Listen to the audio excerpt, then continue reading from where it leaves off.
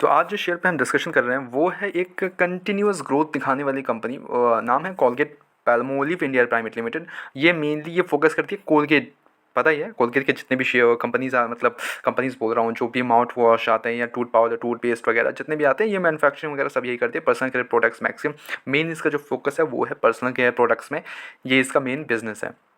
ठीक है, अब इसके क्या क्या देखेंगे, इसका देखेंगे फंडामेंटल एनालिसिस। इसको सर देखेंगे कि ये हमारे लिए गुड बाय हो सकता है कि नहीं, हमारे पोर्टफोलियो में ऐड करने लायक हो सकता है कि नहीं, वो चेकआउट करेंगे। इफ़ आप शेयर होल्ड करते हो, बाई करते हो, सेल करते हो, वो वाला चीज़ हम देखेंगे कि आप बाई कर सकते हो कि नहीं इस प्राइस पॉइंट पे। अगर आपको सेल करना है तो क्यों नहीं सेल करना है, या फिर क्यों सेल करना चाहिए वो भी बताऊंगा।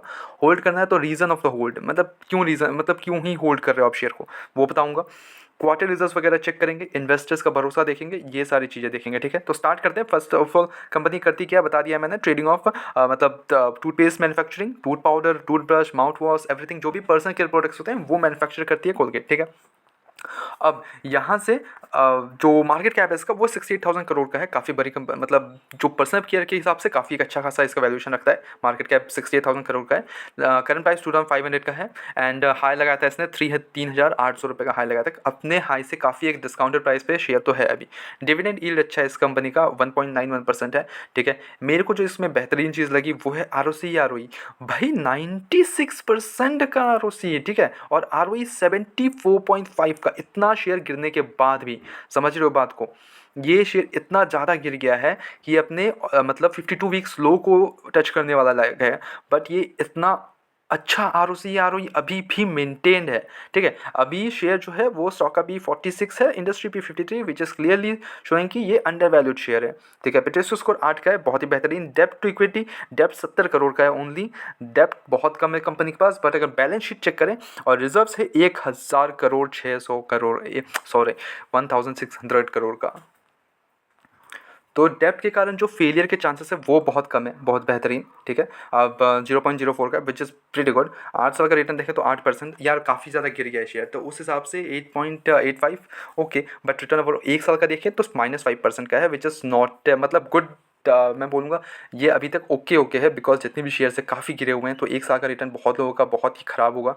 ठीक है, बट ये 5% ही गिरा है, तो it क्लियरली शो इंडिकेट्स कि लाइक अभी जो रिटर्न बना के दिया है इसने in the current like past few years में, वो बहुत ही बेहतरीन कंसिस्टेंट रिजल्ट इन्होंने मतलब कंसिस्टेंट पैसा बना के दिया है हमको, तो वो एक अच्छी बात है।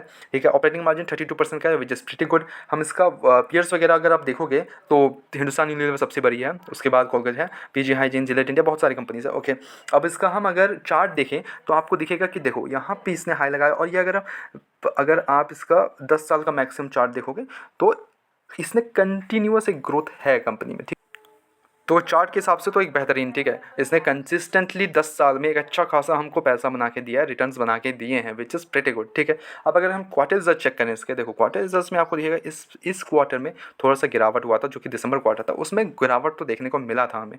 क्वार्टरली गिरा था, बट अगर मैं ईयरली बात करूँ तो ओके है, कोई इशूज़ नहीं है ईयरली में। ठीक है, देखोगे अगर आप ऑपरेटिंग प्रॉफिट में गिरावट देखने को मिला था हमें, ईयर टू ईयर भी थोड़ा सा ड्रॉप हुआ था, क्वार्टर टू क्वार्टर भी अच्छा खासा एक ड्रॉप मिला था।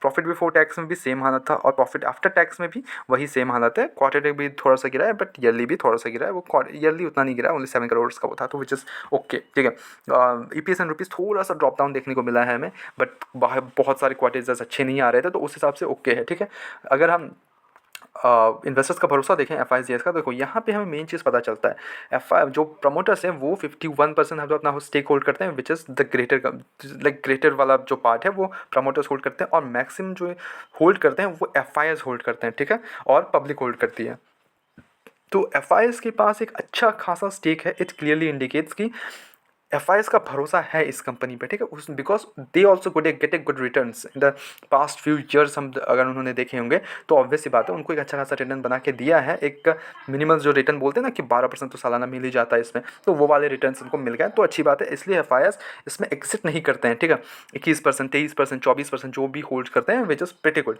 ठीक है, DIs का भरोसा देखें तो 6% का उनके पास भी स्टेक है, गवर्नमेंट के पास 0.2 स्टेक है, 2 जो लाइक बाकी परसेंट है वो पब्लिक के पास है, जो हम जैसे आपके पास है। ठीक है। तो इसमें कोई इश्यूज़ नहीं है। तो हम अगर देखें तो कंपनी कैसी है, तो कंपनी कोई इश्यूज़, कोई डाउट नहीं, बेहतरीन कंपनी है, ठीक है। और कंपनी और जो ये इसने जो टूथब्रश वगैरह और बहुत सारी चीज़ों में ये आ रहा है फिर से, ठीक है। तो वहाँ भी एक अच्छा खासा हमको गेन मिल सकता है इन द नियर फ्यूचर। एक अच्छी कंपनी है, एक अच्छा क्वार्टर रिजल्ट प्रेजेंट करती है, कंटिन्यूसली डिविडेंड प्रोवाइड करती है, डेब्ट कंपनी के पास है नहीं तो ग्रोथ पे फोकस है, डेब्ट के कारण जो फेलियर के चांसेस है वो डाउन हो जाते हैं, प्रमोटर्स का स्टेक है अच्छा खासा, मतलब promoters in the sense of like FIS DIS promoters अच्छा खासा स्टेक होल्ड करते हैं, तो कंपनी पे तो भरोसा है इस कंपनी पे।